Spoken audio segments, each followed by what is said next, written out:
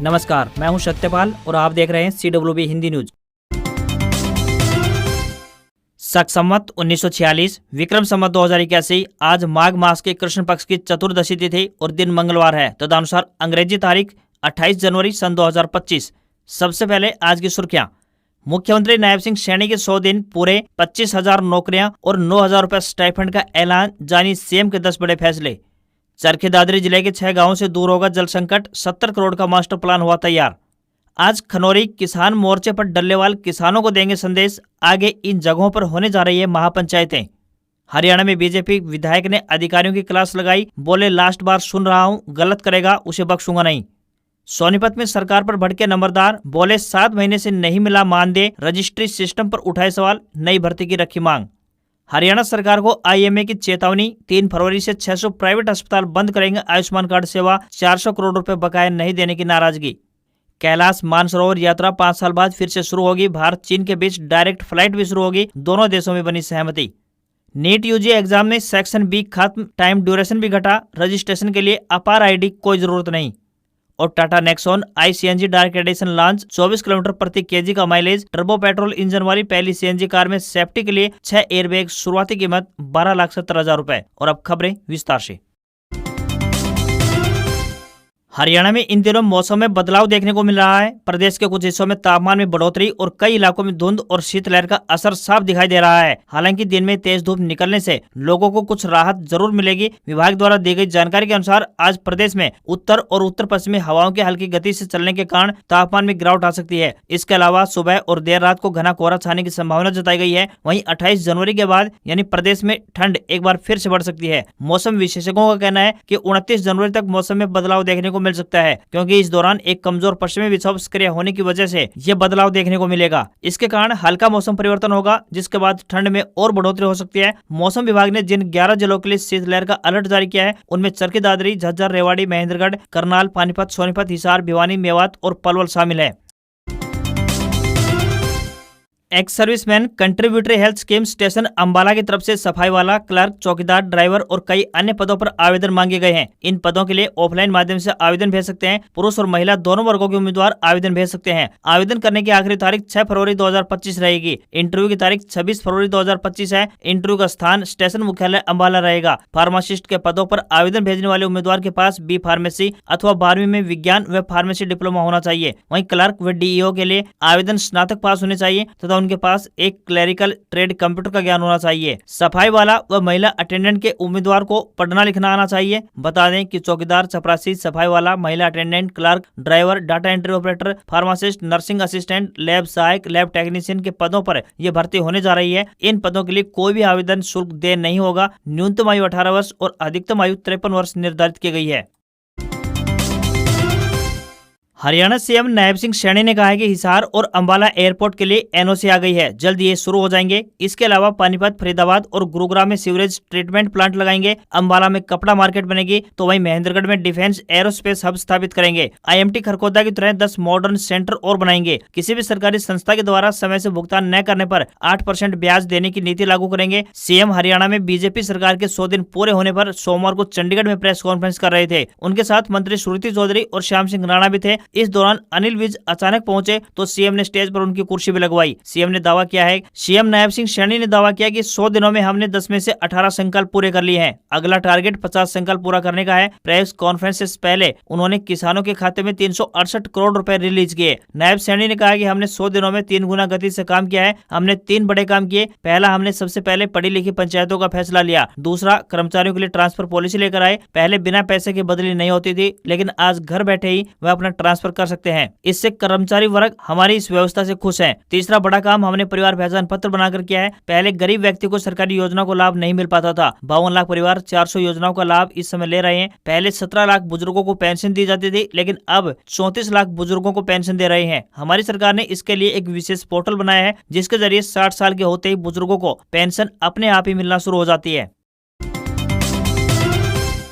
हरियाणा की नायब सैनी सरकार आमजन को मूलभूत सुविधाएं उपलब्ध करवाने के उद्देश्य से निरंतर प्रयासरत है। बिजली, पानी, सड़क जैसी सुविधाएं उपलब्ध करवाने के लिए सरकार हर कदम पर कोशिश कर रही है। इस कड़ी में पिछले लंबे समय से पेयजल की किल्लत झेल रहे चरखी दादरी जिले के 6 गाँवों को प्रदेश सरकार ने अच्छी खबर सुनाई है। चरखी दादरी जिले के 6 गाँवों में पेयजल संकट से छुटकारा दिलाने के लिए जन स्वास्थ्य विभाग ने मास्टर प्लान तैयार कर लिया है। इसे मंजूरी के लिए जिला मुख्यालय भेजा गया है। इससे बोंदकला जल घर से जुड़े 6 गाँवों के टैंक पानी से लबालब रहेंगे। इसके लिए जन स्वास्थ्य विभाग ने 70 करोड़ रुपए का एस्टिमेट बनाकर भेज दिया है। बोंदकला खंड के तहत गांव सावड़, मिश्री, लांबा, कोलावास, सौंप व काशनी के लोगों को पर्याप्त पानी मुहैया करवाने के लिए जन स्वास्थ्य विभाग ने मास्टर प्लान तैयार किया है, जिसके तहत इन गांवों को नहरी पानी की सुविधा उपलब्ध करवाई जाएगी। पुरानी व जर्जर पाइपलाइन को बदला जाएगा। इसके साथ ही रिजर्व टैंक का भी निर्माण किया जाएगा। साथ ही बहुत जल्द इस योजना पर काम शुरू होने जा रहा है।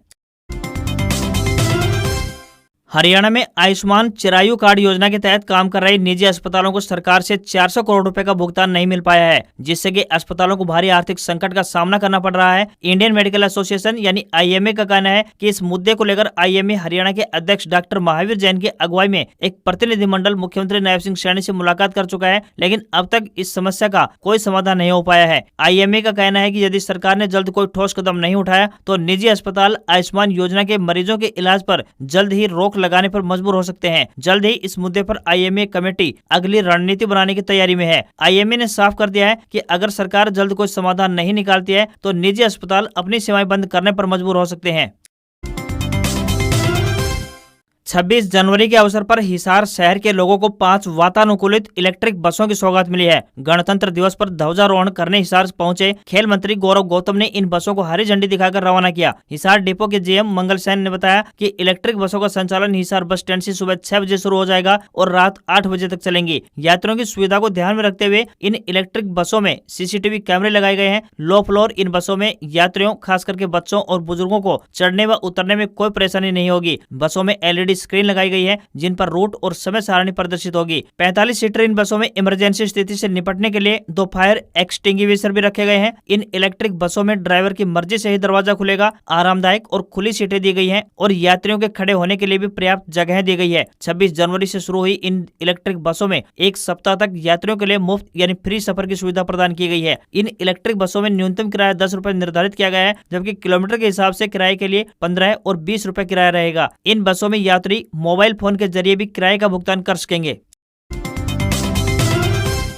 खनौरी किसान मोर्चे पर मंगलवार को किसान नेता जगजीत सिंह डल्लेवाल मीडिया के सामने आएंगे। इस दौरान वे पत्रकार वार्ता कर देशवासियों को संदेश देंगे। चिकित्सकों के अनुसार डल्लेवाल को बुखार होने के कारण उनके शरीर में दर्द भी है। जब से डल्लेवाल को बाहर खुली हवा व धूप में लाया गया है तब से उनकी तबियत में काफी हद तक बदलाव देखे गए हैं। किसान नेता अभिमन्यु कोहाड़ ने बताया कि खनौरी मोर्चे पर 28 जनवरी सुबह 10 बजे जगजीत सिंह डल्लेवाल स्वयं मीडिया के माध्यम से देशवासियों को संदेश देंगे। कोहाड़ ने कहा कि 26 जनवरी को गणतंत्र दिवस के अवसर पर संयुक्त किसान मोर्चा, गैर राजनीतिक एवं किसान मजदूर मोर्चा के आह्वान पर देश भर में दोपहर 12 बजे से लेकर 1:30 बजे तक किसानों के ट्रैक्टर सड़कों पर रहे। उन्होंने कहा कि पंजाब में 500 से अधिक जगहों पर एवं हरियाणा में 200 से अधिक जगहों पर किसानों के ट्रैक्टर सड़कों पर आए। इसी तरह तमिलनाडु में 50 जगहों पर, उत्तर प्रदेश में 40 जगहों पर, कर्नाटक में 22 जगहों एवं राजस्थान में 20 जगहों सहित तमाम राज्यों में किसानों ने बड़ी संख्या में ट्रैक्टर मार्च के कार्यक्रम में भाग लिया। किसान आंदोलन का 1 साल पूरा होने पर 11 फरवरी को रतनपुरा मोर्चे पर, 12 फरवरी को दाता सिंह वाला व खनौरी मोर्चे पर और 13 फरवरी को शंभू मोर्चे पर किसानों की बड़ी महापंचायत होने जा रही है। किसान नेता राकेश टिकैत सोमवार को कुलतारन गांव पहुंचे। इस दौरान किसान नेता राकेश टिकैत ने सरकार की किसान विरोधी नीतियों पर कड़ा हमला बोला। टिकैत ने कहा कि 14 फरवरी को सरकार के साथ होने वाली बैठक में किसानों की मांगों पर चर्चा होगी। उन्होंने जगजीत डल्लेवाल के नेतृत्व में चल रहे किसान आंदोलन को पूरा समर्थन देने की बात कही।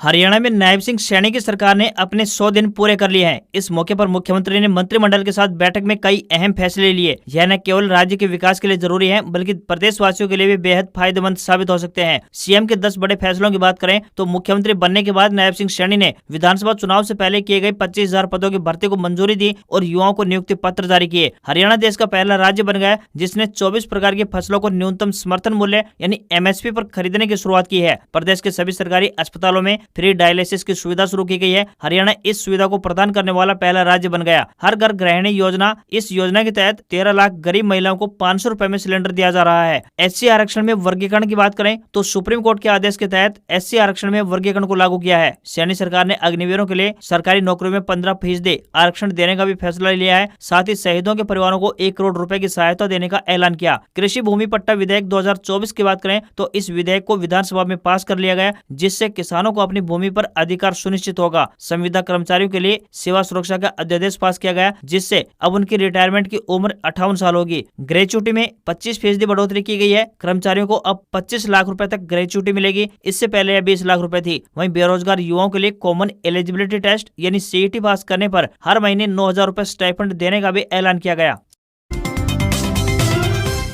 हरियाणा में चरखी दादरी जिले की बाडड़ा विधानसभा सीट से भाजपा विधायक उमेद पातवास ने SDM कार्यालय में अधिकारियों की जमकर क्लास लगाई। मीटिंग का वीडियो भी सामने आया है। अधिकारियों के कार्यशैली से नाराज दिखाई दिए विधायक ने कहा, आखिरी बार सुन रहा हूं, सेकंड टाइम नहीं सुनूंगा। इस बात से नाराज नहीं हूं कि आप खड़े नहीं हुए, लेकिन इससे आपके व्यवहार का पता चलता है। जब मेरे साथ ऐसा हो सकता है तो आम जनता के साथ तो पता नहीं क्या होता होगा। मुझे किसी से 5 रुपए नहीं चाहिए। मैं गलत काम को सपोर्ट नहीं करूंगा। जायज काम के लिए ऐसा नहीं चलेगा। जो गलत काम करेगा उसे मैं बख्शूंगा नहीं। आखिरी स्टेशन दिखा दूंगा, यानी ट्रांसफर की चेतावनी भी दी। रविवार को विधायक उमेद पातवास अनाज मंडी में उप मंडल स्तरीय गणतंत्र दिवस समारोह में मुख्य अतिथि के तौर पर पहुंचे थे। कार्यक्रम खत्म होने के बाद वे बाडड़ा के कनाल रेस्ट हाउस पहुंचे। SDM कार्यालय में गए। वहां उन्होंने SDM समेत अधिकारियों की मीटिंग की। विधायक ने मीटिंग में सख्त निर्देश दिए कि जनता की शिकायतों का निवारण प्राथमिकता के आधार पर करना है। सरकारी योजनाओं का लाभ हर जरूरतमंद इंसान तक पहुंचना चाहिए। हमारी प्राथमिकता है कि प्रशासन और जनता के बीच एक मजबूत सेतु का निर्माण हो, जिससे कि समस्याओं का समाधान तेजी से हो सके और विकास कार्यों में किसी प्रकार की बाधा न आए। क्षेत्र की जनता की भलाई और उनका विश्वास हमारी सबसे बड़ी जिम्मेदारी है और इसे पूरा करने के लिए हम पूरी तरह से प्रतिबद्ध हैं।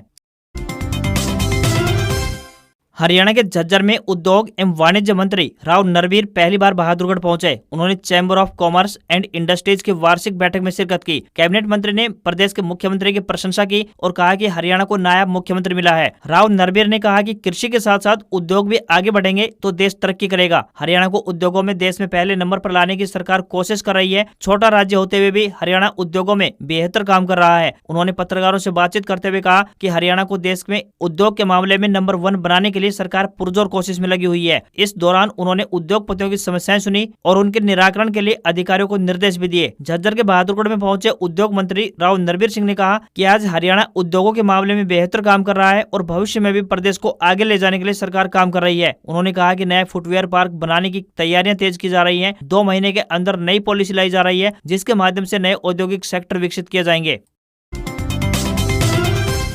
हरियाणा के नूंह जिले में उपायुक्त विश्राम कुमार मीणा की अध्यक्षता में 28 जनवरी यानी आज उपमंडल फिरोजपुर झिरका के खंड नगीना के गांव मरोड़ा स्थित राजकीय मिडिल स्कूल में सुबह 9 बजे से रात्रि ठहराव कार्यक्रम का आयोजन किया जाएगा, जिसमें नूंह पुलिस अधीक्षक सहित जिला प्रशासन के सभी विभाग उपस्थित रहेंगे और लोगों की समस्याएं सुन उनका त्वरित यानी जल्द से जल्द समाधान सुनिश्चित करेंगे। उपमंडल फिरोजपुर झिरका के SDM डॉक्टर चिनार चहल ने कार्यक्रम को लेकर राजकीय मिडिल स्कूल का निरीक्षण कर तैयारियों का जायजा लिया। SDM ने बताया कि रात्रि ठहराव कार्यक्रम में सभी विभागों के अधिकारी व कर्मचारी उपस्थित रहेंगे। इस कार्यक्रम में उपायुक्त विश्राम कुमार मीणा भी उपस्थित रहेंगे, जो सभी विभागों से संबंधित शिकायतों और समस्याओं के समाधान के लिए की गई कार्रवाई की समीक्षा करेंगे। इस रात्रि ठहराव का अधिक से अधिक ग्रामीणों को फायदा मिले, इसके लिए पंचायत विभाग द्वारा गाँव में मुनादी करवाई गई है। स्वास्थ्य विभाग द्वारा रात्रि ठहराव वाले दिन यानी सुबह से ही मेडिकल कैंप, रक्तदान शिविर आयोजित किए जाएंगे। इसके साथ ही उन्होंने सभी विभागों को अपनी प्रदर्शनी लगाने के साथ ही अन्य जरूरी कार्यों को समय पर पूरा करने के निर्देश जारी किए हैं। पुलिस से संबंधित शिकायतों को भी मौके पर ही सुना जाएगा। हरियाणा के सोनीपत में नंबरदारों ने सोमवार को मिनी सचिवालय में बैठक की। नंबरदार एसोसिएशन ने मीटिंग में सरकार की नीतियों और उनकी समस्याओं को लेकर रोष प्रकट किया। बैठक की अध्यक्षता नंबरदार करमवीर सरोहा ने की। बैठक के दौरान विभिन्न परेशानियों को लेकर चर्चा करते हुए आगामी रणनीति पर भी बातचीत की गई। रोष जताया गया कि नंबरदारों को 7 महीने से मानदेय यानी वेतनमान नहीं मिला है, जिससे कि उन्हें कई आर्थिक परेशानियों का सामना करना पड़ रहा है। बैठक में नंबरदारों ने सरकार से नए नंबरदारों की नियुक्ति करने की भी मांग की और कहा कि प्रशासन उनकी समस्याओं को लेकर गंभीर नहीं है। नंबरदारों ने कहा कि सरकारी कार्यों के लिए जब वे मिनी सचिवालय परिसर में आते हैं तो उन्हें अपने वाहनों के लिए पार्किंग के लिए पैसे देने पड़ते हैं। उन्होंने मांग की कि नंबरदारों को पार्किंग शुल्क तुरंत माफ किया जाए। इसके अलावा नंबरदारों ने रजिस्ट्री प्रणाली में धांधली का आरोप लगाते हुए सुधार की आवश्यकता पर जोर दिया। उनका कहना था कि प्रणाली में पारदर्शिता सुनिश्चित की जाए ताकि किसी भी तरह की अनियमितता न हो।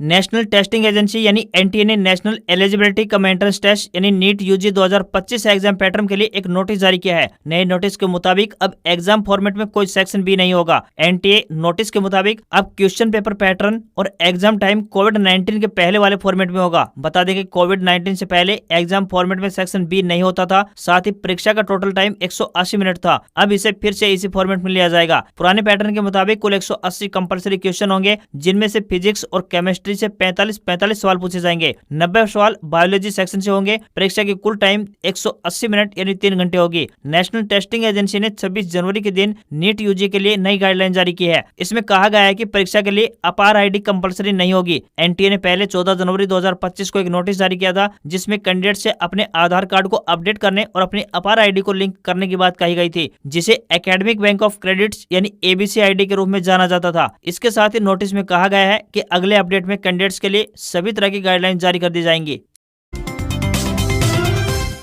टाटा मोटर्स ने अपनी सबसे पॉपुलर कार नेक्सॉन के सीएनजी वर्जन का डार्क एडिशन लॉन्च कर दिया है। Nexon CNG dark edition creative plus और फियरलेस प्लस ट्रिम्स पर बेस्ड होगी और इसमें ऑल ब्लैक एक्सटीरियर और इंटीरियर थीम है। ये compact SUV turbo petrol engine के साथ आती है, इसलिए ये टर्बो पेट्रोल इंजन और सीएनजी कॉम्बिनेशन के साथ आने वाली भारत की पहली कार है। कंपनी का दावा है कि कार 1 किलो सीएनजी में 24 किलोमीटर चलेगी। नेक्सॉन आई सीएनजी डार्क एडिशन में क्रिएटिव प्लस की कीमत की बात करें तो 12,70,000 रुपए रखी गई है, जो कि रेगुलर सीएनजी वेरिएंट से 40,000 रुपए ज्यादा है। टाटा नेक्सॉन आई सीएनजी के डार्क एडिशन में ऑल ब्लैक एक्सटीरियर के साथ 16 इंच के ब्लैक अलॉय व्हील दिए गए हैं। एसयूवी के साइड फेंडर पर डार्क की बैजिंग मिलती है, वहीं इसमें ब्लैक कलर की नेक्सॉन की बैजिंग दी गई है। नेक्सॉन आई सीएनजी डार्क एडिशन में ऑल ब्लैक इंटीरियर और लेदरेट शीट दी गई है। इनमें हेडरेस्ट पर भी डार्क की ब्रांडिंग दिखाई देती है। डिजाइन की बात करें तो नेक्सॉन आई सीएनजी अपने पेट्रोल डीजल वाले रेगुलर मॉडल की तरह ही है। टाटा नेक्सॉन आई सीएनजी में एक नया 10.25 इंच का टच स्क्रीन इंफोटेनमेंट सिस्टम और 10.25 इंच का फुली डिजिटल इंस्ट्रूमेंट क्लस्टर मिलेगा। इसके टॉप वेरिएंट में फ्रंट वेंटिलेटेड सीटें दी गई हैं। नेक्सॉन आई सीएनजी में टाटा ने अन्य सीएनजी मॉडलों की तरह ही गैस लीक डिटेक्ट करने का सेफ्टी फीचर दिया गया है। कार में सीएनजी लीकेज होने पर लीक डिटेक्शन टेक्नोलॉजी गाड़ी को खुद ब खुद सीएनजी से पेट्रोल मोड पर शिफ्ट कर देती है। ये टेक्नोलॉजी ड्राइवर को गैस लीक के बारे में भी अलर्ट करती है। सेंसेक्स 824 अंक की गिरावट के साथ 75,366 के स्तर पर बंद हुआ। वहीं निफ्टी में भी 263 अंक की गिरावट रही और ये 22,829 के स्तर पर क्लोज हुआ। सेंसेक्स के 30 शेयरों में से 23 में गिरावट और साथ में बढ़त देखने को मिली। आईटी, एनर्जी और मेटल शेयर्स में ज्यादा गिरावट देखने को मिली। वहीं ऑटो शेयर्स में मजबूती रही। भारतीय बाजार में गिरावट के 3 प्रमुख कारणों की बात करें तो अमेरिका के नए प्रेसिडेंट डोनाल्ड ट्रंप की व्यापार नीतियों को लेकर अनिश्चितता बनी हुई है। वित्त वर्ष 2024-25 में कई कंपनियों के कमजोर नतीजे आए हैं और विदेशी निवेशक भारतीय बाजार से लगातार पैसा निकाल रहे हैं। एशियाई बाजार में जापान के निक्केई में 0.92% की गिरावट देखने को मिली, तो वहीं चीन का संघाई कंपोजिट इंडेक्स 0.062% गिरकर बंद हुआ। 10 ग्राम 24 कैरेट सोने का भाव 49 रुपए बढ़कर 80,397 रुपए पहुंच गया है, तो वहीं चांदी की कीमत में गिरावट रही और ये 937 रुपए गिरकर 90,274 रुपए प्रति किलो पहुंच गई है। दिल्ली में 10 ग्राम 22 कैरेट सोने की कीमत 75,550 रुपए और 10 ग्राम के ही 24 कैरेट सोने की कीमत 82,400 रुपए पहुंच गई है। आज खबरों में इतना ही। देखते रहिए आपका अपना हरियाणा का सबसे बेहतरीन news channel CWB Hindi news. नमस्कार। इसी आशा के साथ आपका दिन शुभ रहे।